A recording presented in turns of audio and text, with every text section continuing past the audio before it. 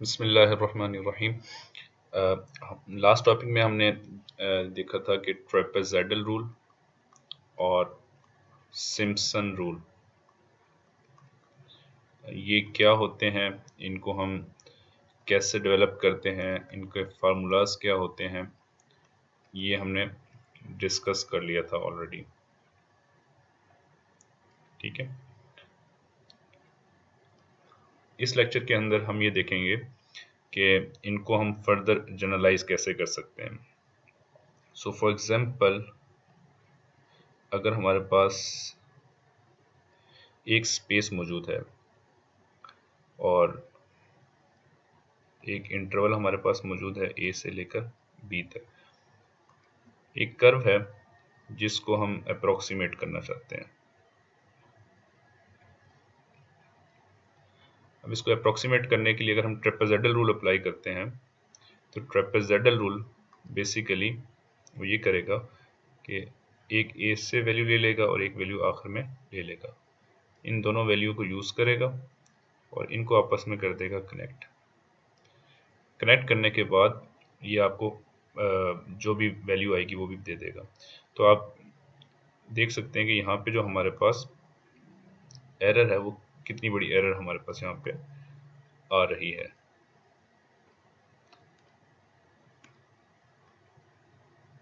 ये सारा पार्ट हमारे पास एरर में चला जाएगा और इसी तरह ये सारे का सारा पार्ट हमारे पास अंडर एस्टिमेट हो जाएगा।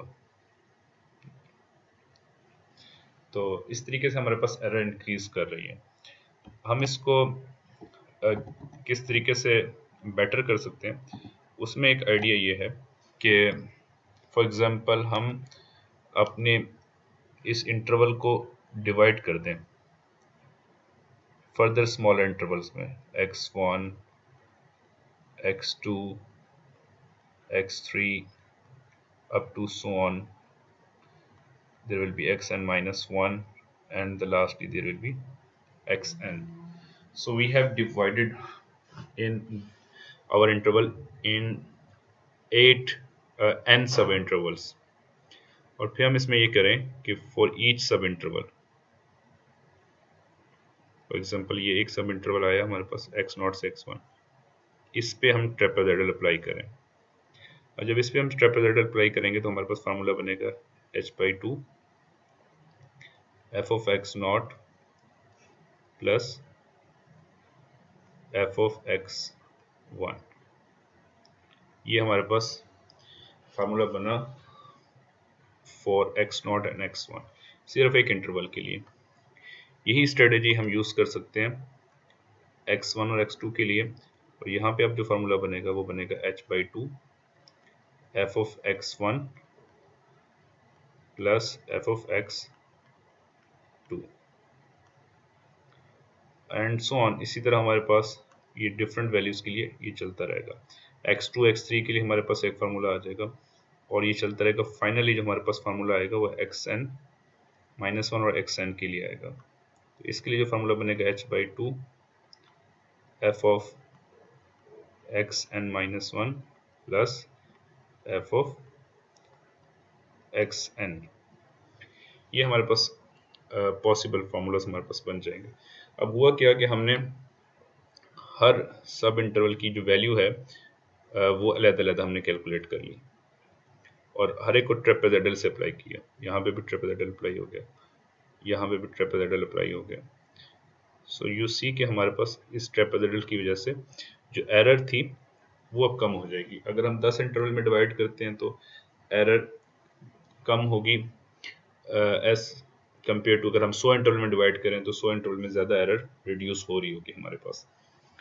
अगर इस चीज़ को हम जनरलाइज करके चलते हैं तो h/2 अब सब में कॉमन आ रहा है। अब हमने इन सब एरियाज को a1 a2 up to late से ये एरिया an कहलाता है। तो ये a1 था मिसाल के तौर पे, ये a2 था हमारे पास और ये फाइनली an आ गया। तो हमने इन सब एरियाज को जब हम ऐड करेंगे तो हमारे पास फाइनल एक जनरलाइज्ड एरिया आ जाएगा और इस जनरलाइज्ड एरिया में h/2 सब के अंदर आ रहा है तो h/2 हमारे पास कॉमन आ गया। स्टार्ट किया, f of x0 हमारे पास आया। अब f of x1 ये 2 टाइम्स आया, इसी तरह एफ ऑफ एक्स टू आगे चलेंगे तो ये 2 टाइम्स आएगा, क्योंकि यहाँ पे भी f of x two plus f of x three आएगा, उसमें भी f of x two repeat हो जाएगा। तो ये सारे अब रिपीट होते चले जाएंगे यहाँ तक कि f of x n minus one भी रिपीट होगा जब फार्मूला बनाएंगे एक्स एन माइनस टू के साथ। सिर्फ एफ ऑफ एक्स एन जो है वो वन टाइम आएगा। तो यहाँ पे अगर मैं इसको इस तरीके से लिख दूँ, f of x one plus, और ये चलता जाएगा f of x n minus one तक, ये सब 2 टाइम्स आ रहे हैं, plus f of x n, ये वन टाइम आएगा। तो इस तरह के प्रॉब्लम को जो हम ये कैलकुलेशन कर रहे हैं इसको कहते हैं कंपोजिट ट्रेपेजॉइडल रूल, क्योंकि हमने ट्रेपेजॉइडल रूल को हर सब इंटरवल पे अप्लाई किया है और उसके बाद इसको कंपोज कर लिया, इकट्ठा कर लिया। इस वजह से हम इस रूल को कहते हैं कंपोजिट ट्रेपेजॉइडल रूल। और ये बेसिकली ए से बी तक जो आपके पास इंटरवल था उसमें उस फंक्शन को अप्रोक्सीमेट करेगा, फंक्शन के इंटीग्रल को अप्रोक्सीमेट करेगा। यही चीज हमें ये एग्जांपल 1 में बताई गई है कि use Simpson's rule to approximate 0 to 4 e to power x dx and compare this to result obtained by adding the Simpson rule approximation 0 to 2, 2 to 4. Compare these approximation to the sum of the Simpson's rule for 0 to 1, 1 to 2, 2 to 3.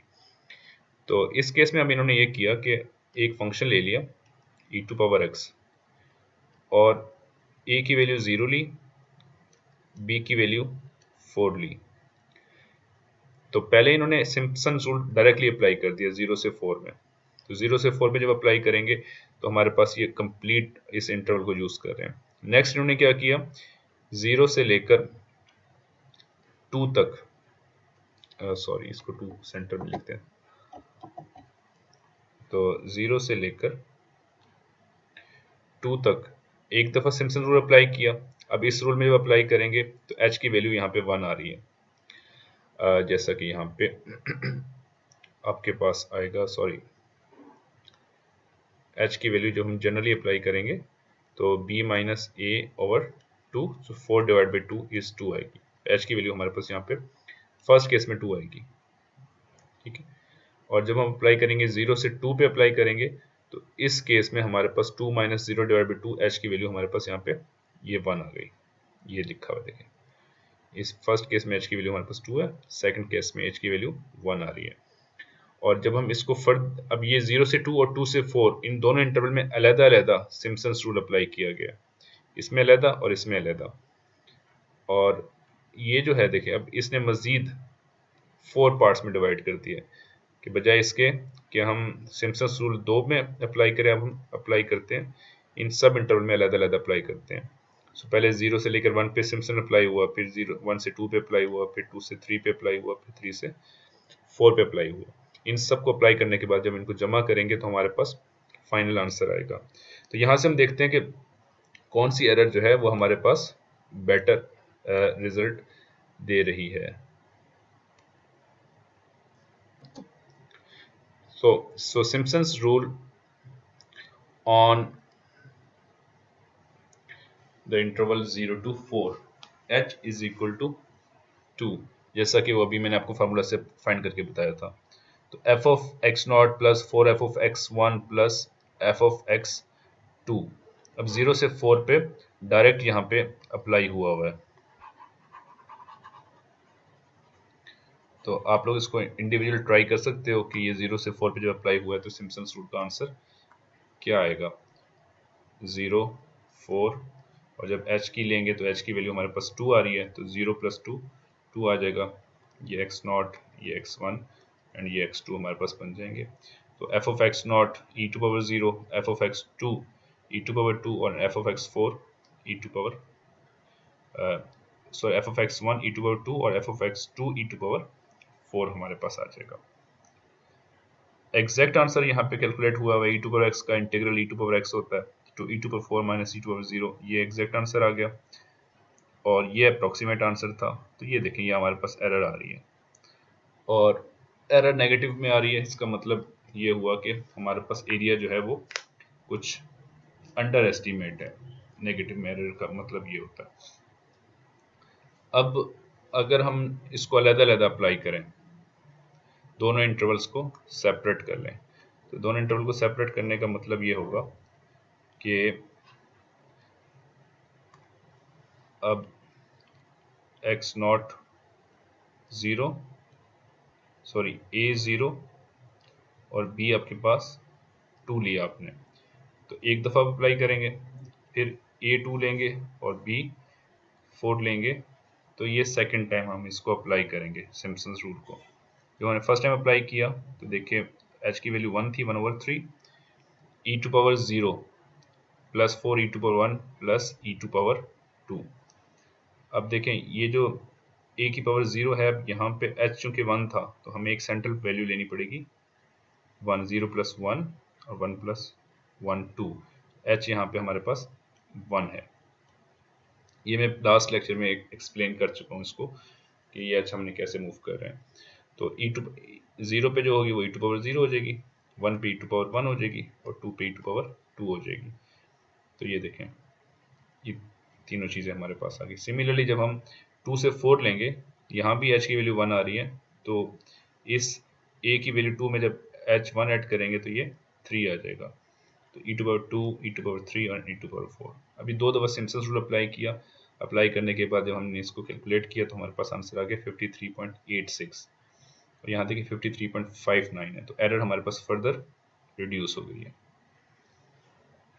अब अगर हम इसको apply करते हैं, हर interval पे separate apply करते हैं, ठीक है, 0 से जो 1 तक इंटरवल है इसको भी a से b तक लेके इस पे सिम्पसन रूल अप्लाई किया, फिर 1 से 2 लिया, यहाँ पे भी a से b तक करके इस पे सिम्पसन रूल अप्लाई किया, और इसी तरह 2 से 3 और 3 से 4। तो जब हमने इनको कैलकुलेट किया तो हमारे पास आंसर आ गया 53.616 and the error is now much better. तो हमने ये देखा कि जिस तरह आपको मैंने पहले यहाँ पे एक्सप्लेन किया कि ट्रेपेजोइडल रूल के ज़रिए हम एरर किस तरह से रिड्यूस कर सकते हैं, किस तरह हम छोटे छोटे चंक्स बना के या छोटे छोटे सब इंटरवल्स लेकर हम ट्रेपेजोइडल रूल अप्लाई कर सकते हैं। इसी तरह ये एग्जांपल में हमें बताया गया कि हम सिम्पसन्स रूल कैसे अप्लाई कर सकते हैं। ओके,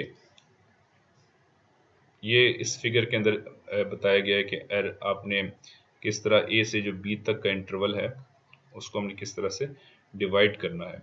यहाँ पे जो जनरल फार्मूला बनेगा वो h is equal to b minus a over n बनेगा।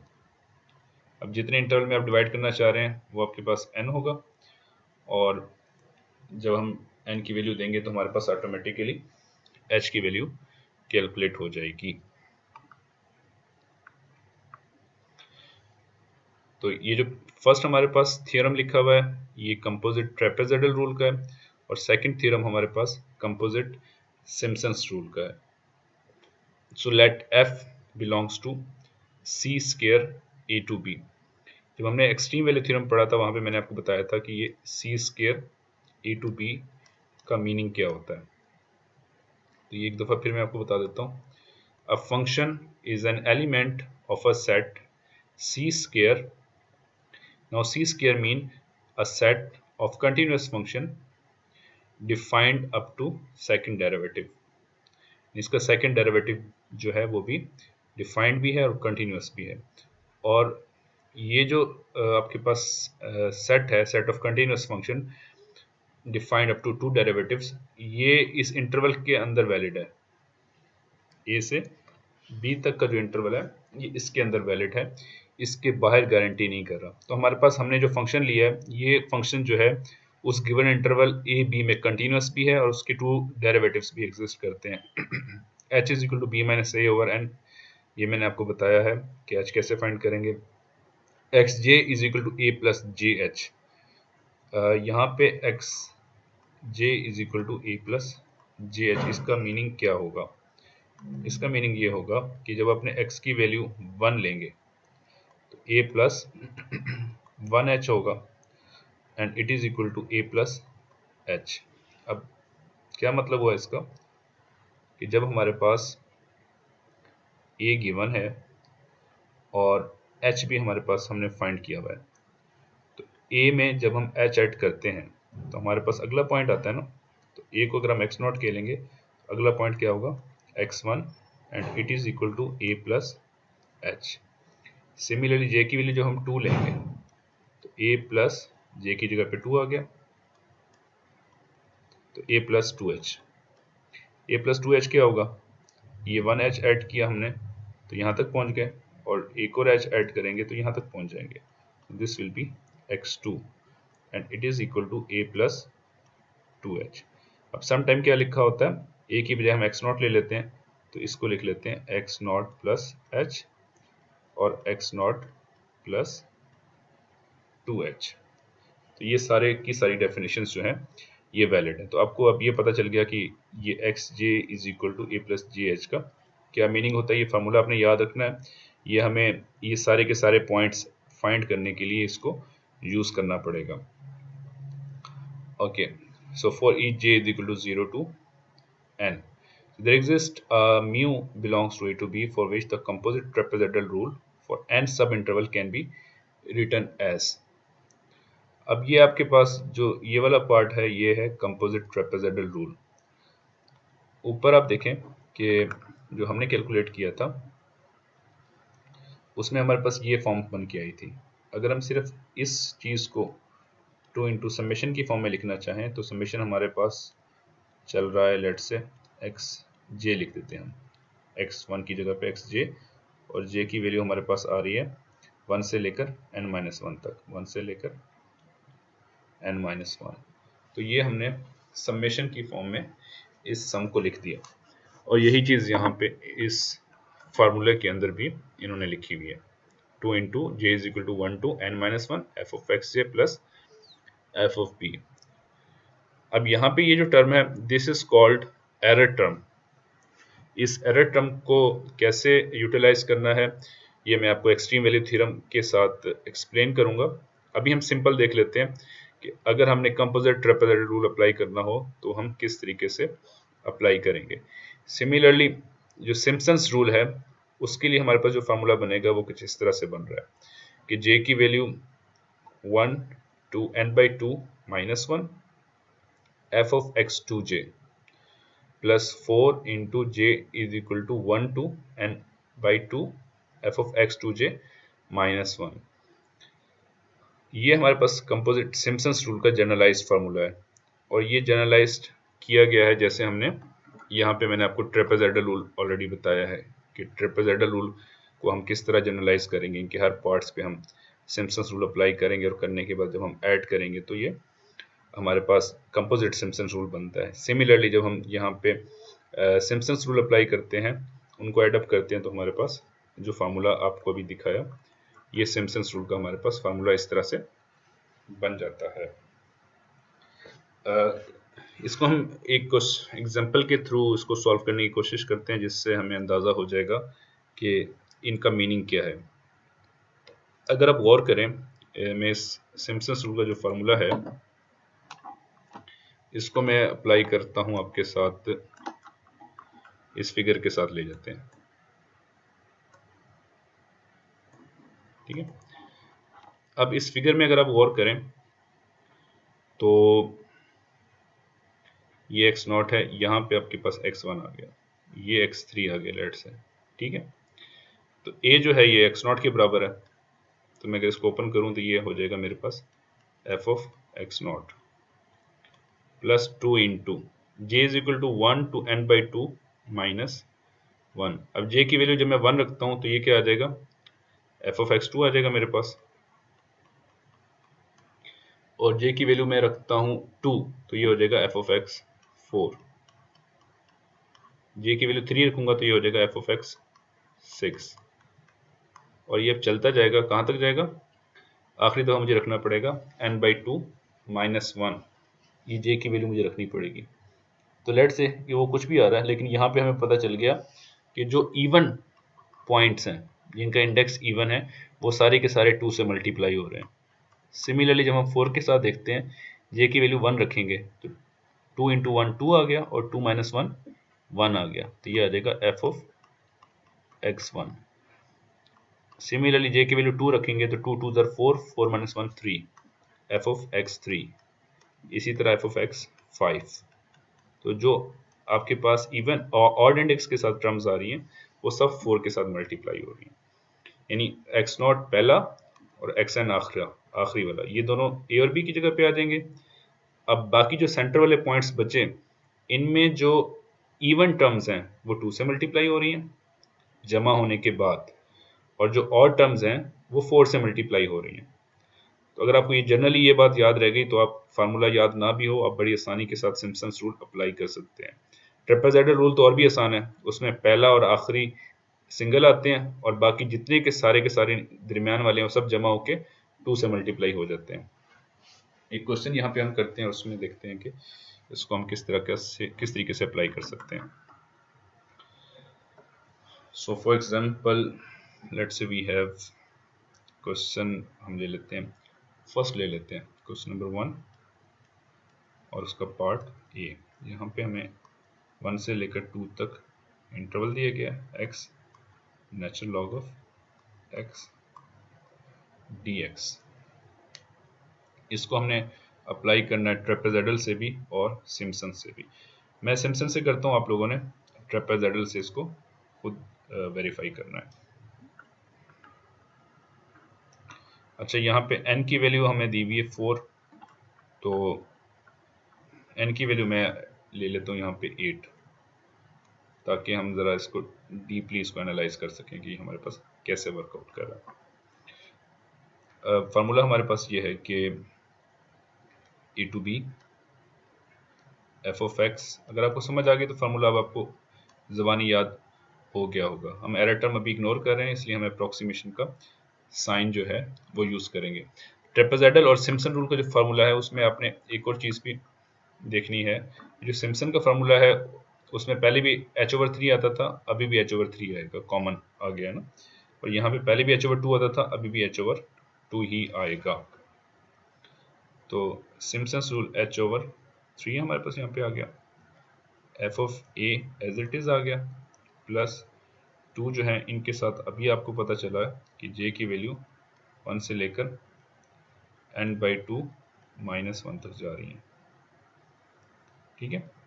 और यहाँ पे आ गया G F of x 2j even आ रहा है, और 4 जो है उसके साथ ऑड आ रहा है। So j is equal to 1 to n/2 f of x 2j -1, और प्लस आ जाएगा एफ ऑफ b। तो यहाँ पे एक और डिफरेंस था, वो शायद पहले बताना रह गया, वो है n/2 -1 आएगा, जो ये इंडेक्स चलेगा 1 से लेकर, और दूसरा चलेगा 1 से लेकर n/2 तक। अब यहाँ पे हमारे पास h की value b minus a over 8, ये हो गया जी 2 - 1 1 ओवर 8, ये h की वैल्यू हमारे पास आ गई। तो ये हो गया जी 1 ओवर 8 3 = 24 एफ ऑफ a। अब अगर इसके साथ साथ में यहाँ पे डेवलप कर लेते हैं, हमारे पास 1 से लेकर जा रहे हैं, तो a की वैल्यू ये 1 है and it is x not also, और सिमिलरली ये b तक हमारे पास जा रहा है, b की वैल्यू हमारे पास है 2। h जो है वो 1 ओवर 8 है, तो हमारे पास वो फार्मूला आपको अब याद होगा कि x j is equal to a plus g h. अब जे की वैल्यू जब हमने 1 रखी तो ए प्लस 1h हो गया, और ए हमारे पास 1 है, ए की वैल्यू 1 है, 1 ओवर 8, 8 प्लस 8 ये हो गया 9 ओवर 8। तो x1 की वैल्यू मेरे पास आ गई जी 9 ओवर 8। सिमिलरली j की वैल्यू जब 2 होगी मेरे पास, तो यहाँ पे 2 आ जाएगा। अब हो जाएगा 8 एलसीएम जब मैं लूँगा 1 + 2 ओवर 8 का, ये इसको मैं रेस कर देता हूँ, 1 + 2 ओवर 8 का। सो 8 1 ज़र 8 और 8 + 2 10/8। तो x2 मेरे पास आ जाएगा 10/8। तो क्या हो रहा है असल में, हर एक में 1 ओवर 8 ऐड होता जा रहा है। तो 1 में जब 1/8 किया तो ये 9/8 हो गया, 9/8 में एक और 1/8 ऐड किया तो ये 10/8 हो गया। इसी तरह x3 जो होगा ये हो जाएगा 11/8। आखिरी जो होगा हमारे पास वो देखें क्या होना चाहिए, वो होना चाहिए, क्योंकि 2 आ रहा है ना, तो ये होना चाहिए 16/8। और सिमिलरली इससे जो पिछला पॉइंट, ये मैं सारे लिख देता हूँ, x4 हो जाएगा 12/8, 13/8, 14/8, 15/8 एंड 16/8। तो ये आपके पास ये सारे के सारे पॉइंट्स हमारे पास आ गए। x5, x6, x7 और ये आखिरी हो जाएगा x8। ठीक है ना, n की वैल्यू 8 थी तो आखिरी होता है xn, तो ये x8 आ गया। तो ये सेंटर वाले जो वैल्यूज़ हैं इनमें देखें अब आपके पास जो इवन वैल्यूज़ हैं वो 2 से मल्टीप्लाई होंगी, जैसे x2, x4, x6। जो ऑड वैल्यूज़ हैं वो x1, x3, x5 और x7, ये सब 4 से मल्टीप्लाई होंगे। हम इसको फार्मूले में ही रख के इसको अप्लाई करके देखते हैं।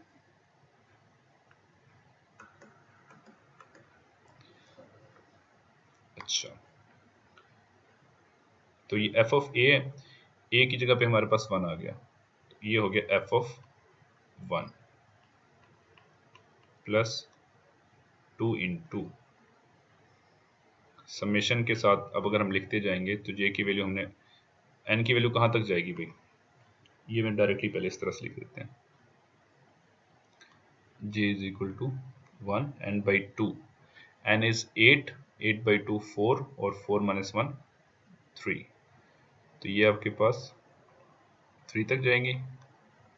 और यहाँ पे जो n की वैल्यू है वो जाएंगी 4 तक, ये एज इट इज़ आ जाएगा, और प्लस ये भी हमारे पास एज इट इज़ आ गया।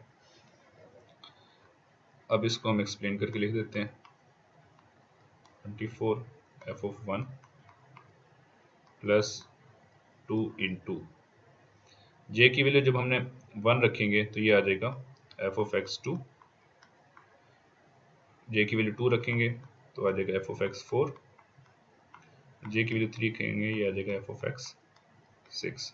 तो देखें ये फार्मूले को हमने अप्लाई किया तो ऑटोमेटिकली हमारे पास x2, x4 और x6 इवन इंडेक्स वाले नंबर्स सारे के सारे हमारे पास यहाँ पे आ चुके हैं। इसी तरह 4 के साथ लेके चलेंगे, जे की वैल्यू 1 रखी तो 2 minus 1 1 आ गया, तो f ऑफ x1 प्लस जे की वैल्यू 2 रखेंगे तो f ऑफ x3, जे की वैल्यू 3 रखेंगे तो f ऑफ x5 और जे की वैल्यू आखिर जो है ना हमने 4 रखनी है, तो 4 2 8 minus 1 7, x7 आ गया। यहाँ पे भी चले मैं x नोट कर देता हूँ, ठीक है, ये x1 लिख दिया था ऐसे ही, वैल्यू एंड देन 1 ही आना है क्योंकि बाकी सब मैं अब x की फॉर्म में लिख रहा हूँ तो वो भी इसी तरह से जाइए। और b जो है वो f ऑफ x8 हमारे पास आ गया। फाइनली अब हमने क्या करना है, इनकी वैल्यू सब्स्टिट्यूट कर देनी है। तो f of 1 plus 2 into F of आ गया जी 9/8 क्यों होगा, हमने x2 की वैल्यू लिखनी है तो 10/8 है, plus f over 12/8 plus f over 14/8। इसी तरह 4 के साथ हमारे पास आएगा f over 9/8 plus f over 11/8 plus f over 13/8 plus f over 15/8 और आखिरी आ जाएगा f ओवर 16/8 या f ऑफ 2 आ गया। अब हमारे पास जो फंक्शन है वो है f of x is equal to x ln of x। आप क्या करें कि इस फंक्शन को अपने कैलकुलेटर में सेव कर लें और सेव करने के बाद आप इस फंक्शन में 1 पुट करेंगे, जो आंसर आएगा वो इस जगह पे लिख देंगे, फिर 10/8 पुट करेंगे, आंसर लिख देंगे। इन सब आंसर्स को लिखने के बाद आपने इनको ऐड कर लेना है, ऐड करने के बाद ये 2 से मल्टीप्लाई होंगी, ये वाली वैल्यूज़ जो है हमारे पास ये सब वैल्यूज़ 2 से मल्टीप्लाई होंगी और नीचे वाली वैल्यूज़ जो हैं ये सारी की सारी ये 4 से मल्टीप्लाई होंगी। तो आपने इसको सॉल्व करके देखना है कि आपके पास आंसर यहाँ पे क्या आ रहा है। और फर्दर आप इसको अब इंटीग्रेट आपने करना है तो इसको आप इंटीग्रेट कर सकते हैं बाई पार्ट्स। तो इंटीग्रेट बाई पार्ट्स करके देखें कि आपके पास एग्जैक्ट वैल्यू क्या आ रही है। तो ये दोनों आपने फाइंड करनी है, एग्जैक्ट वैल्यू फाइंड करनी है, यहाँ से आप अप्रोक्सीमेट वैल्यू फाइंड करेंगे और अप्रोक्सीमेट वैल्यू फाइंड करने के बाद आपने रिलेटिव एरर फाइंड करेंगे इन द एंड। ठीक है। अच्छा, मैं अब आपको ये बताता हूँ, फॉर एग्जांपल हमारे पास 8 नहीं होता बल्कि यहाँ पे हमारे पास होता है लेट्स से 48 होता है n की वैल्यू। तो n की वैल्यू 48 जब हमारे पास होगी तो हम इसको कैसे सॉल्व कर सकते हैं यूजिंग कैलकुलेटर। समटाइम्स एग्जाम्स में वैल्यूज 248 भी आ जाती हैं। तो यू विल सी कि it is not that difficult as it is looking at the moment. हम इसके लिए कुछ ना कुछ टेक्निक डेवलप करेंगे, तो देखते हैं कि हम इसको कैसे सॉल्व करेंगे। अब हम सिम्पसन्स रूल लिखेंगे। आपने ये जो पिछला क्वेश्चन है इसको ट्रेपेजॉइडल रूल से भी करना है और उसको रिलेटिव एरर फाइंड करनी है। तो आपका होमवर्क जो है ये काफ़ी सारी चीज़ें इसमें ऐड होती जा रही हैं।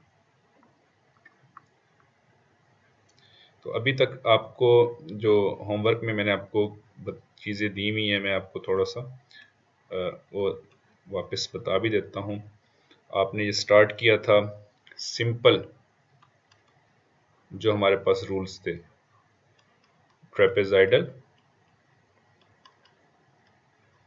और सिम्पसन्स,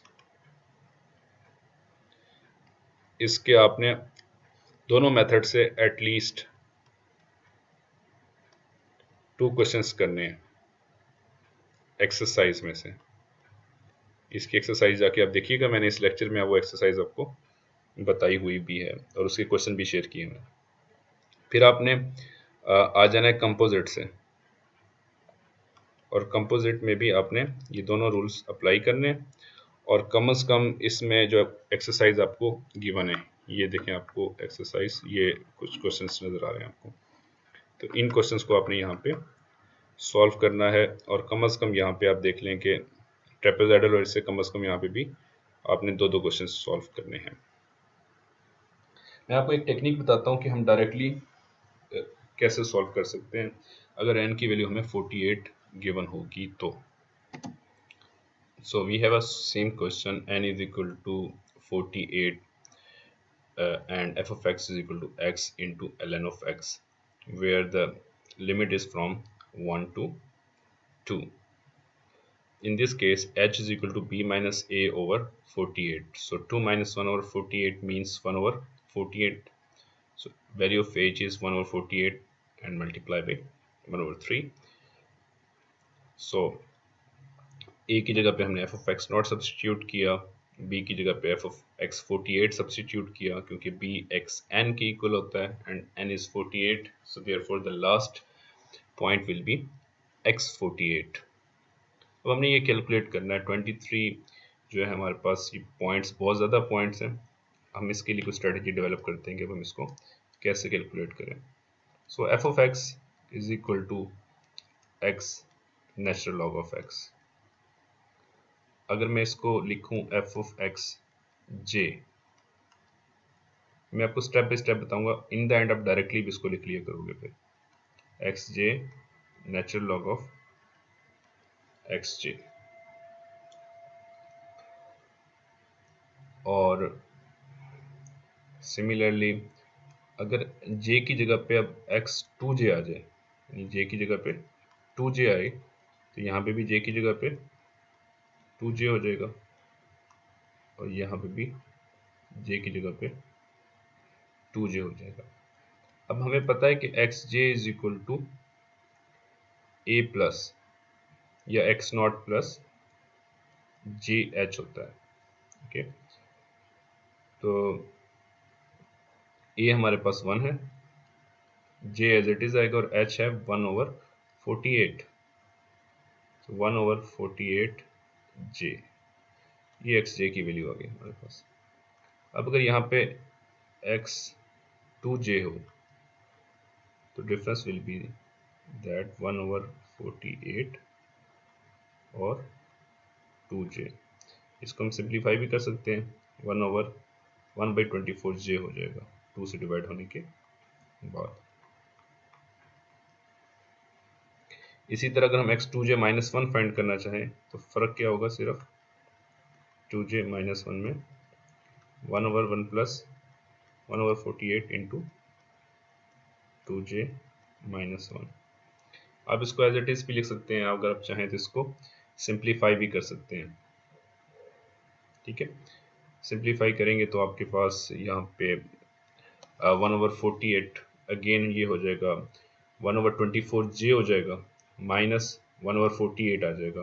तो 1 माइनस 1/48 को जब आप सिंप्लीफाई करेंगे तो ये 47/48 आ जाएगा। आपके पास इसको वेरीफाई कर लीजिएगा।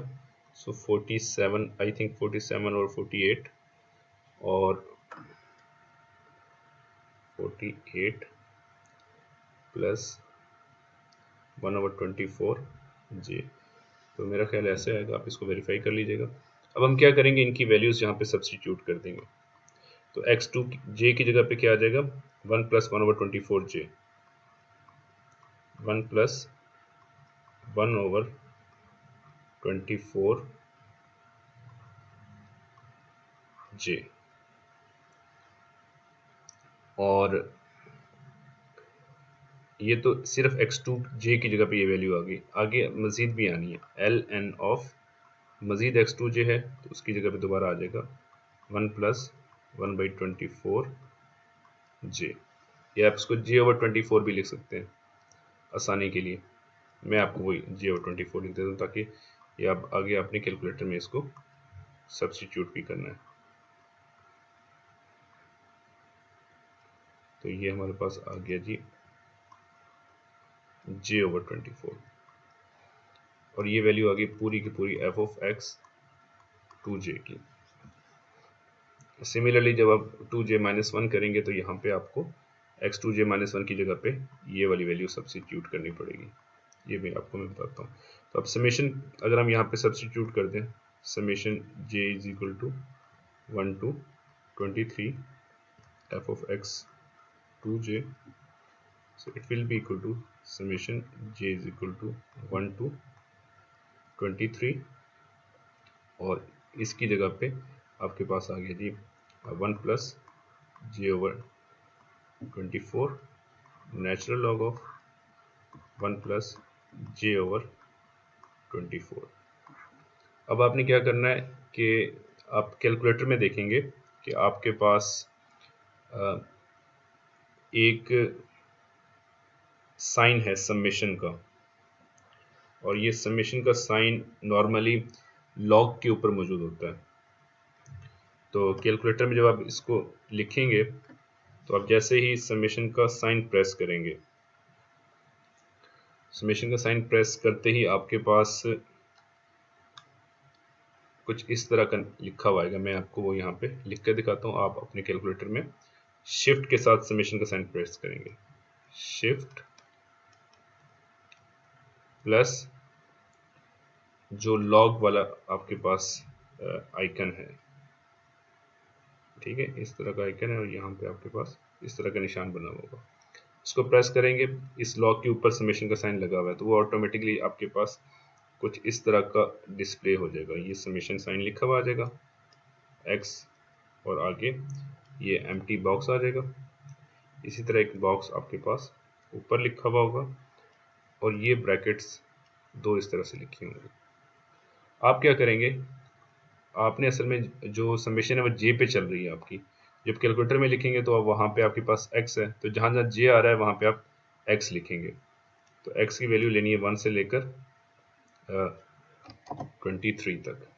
यहाँ पे मैं ये इसको चेंज कर लेता हूँ, 1 से लेकर 23 तक ये हो गया। अब आगे आपने ख्याल रखना है कि जो कुछ आपने लिखना है वो इन ब्रैकेट्स के अंदर लिखना है। अगर आपने ब्रैकेट ये शुरू की और इसके आगे कोई ब्रैकेट क्लोज कर दी तो सिंटैक्स एरर आ रही होगी। तो अगर आपके पास सिंटैक्स एरर आए तो आपने ये समझ लेना है कि आपने इस ब्रैकेट के बाहर एक और ब्रैकेट लगाई हुई है, तो बाहर वाली ब्रैकेट आप रिमूव कर देना और अंदर ब्रैकेट लगा देना। तो अब जब लिखेंगे इसको तो ये आपके पास यहाँ पे इसी तरह एक स्मॉल ब्रैकेट लेंगे अपनी 1 प्लस एक्स, क्योंकि जे की जगह एक्स लेना है तो एक्स आपके पास यहाँ पे स्मॉल ब्रैकेट के साथ होगा, अल्फ़ा का बटन होगा, अल्फ़ा प्लस स्मॉल ब्रैकेट, ये प्रेस करेंगे तो इसके ऊपर x होता है तो वो x प्रिंट हो जाएगा, x/24 क्लोज हो गया।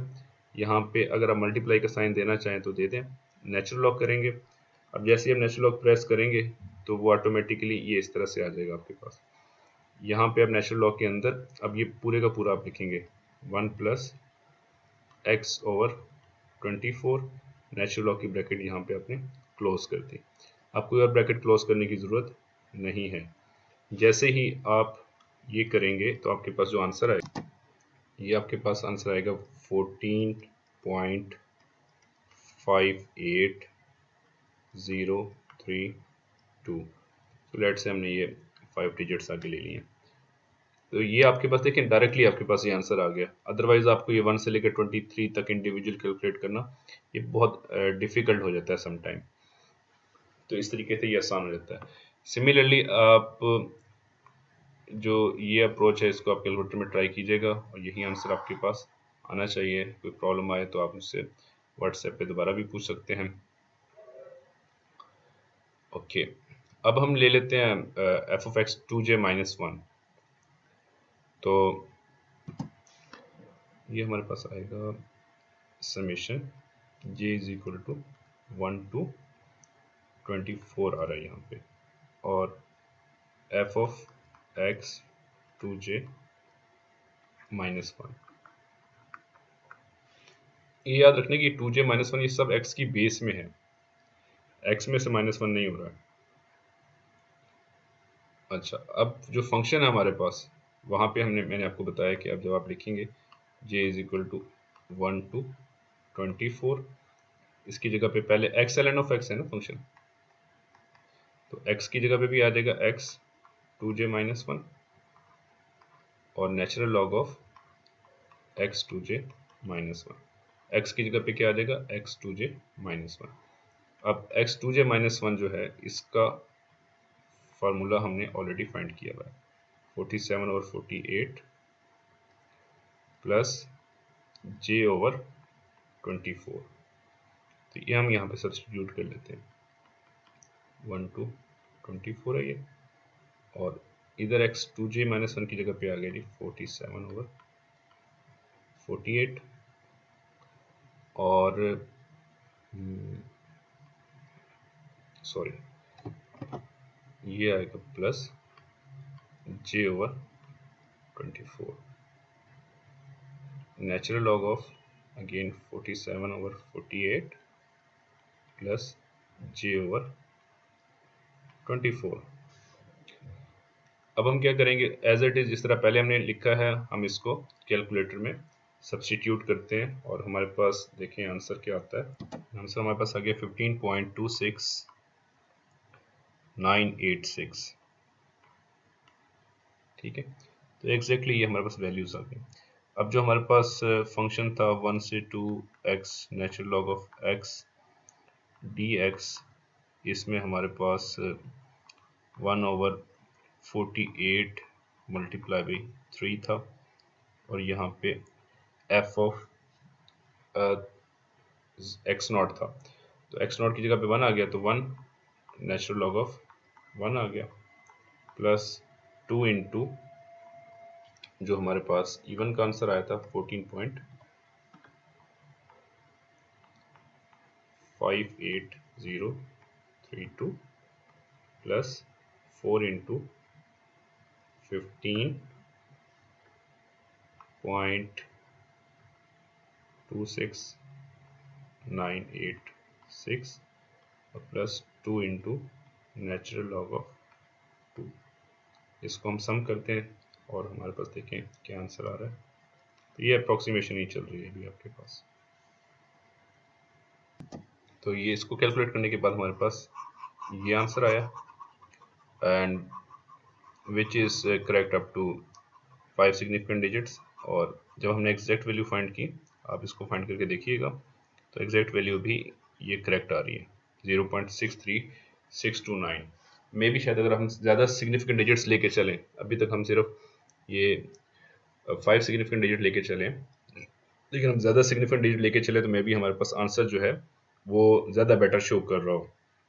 तो आपने देखा कि 48 डिजिट्स लेकर हमने कितनी आसानी के ज़रिए ये कैलकुलेट कर लिया है। तो आप लोग भी ये दोनों मेथड्स ट्राई कीजिएगा, डिफरेंट क्वेश्चन कीजिएगा, एन की डिफरेंट वैल्यूज़ लेके अब चेक कीजिएगा, तो आपके पास ही काफ़ी सारा इसमें काम आपके पास जमा हो गया है, इस सेंस में कि आपने प्रैक्टिस आपको करनी पड़ेगी, और प्रैक्टिस किए बगैर ये आपसे रन टाइम पे ये सॉल्व नहीं हो रहा होगा।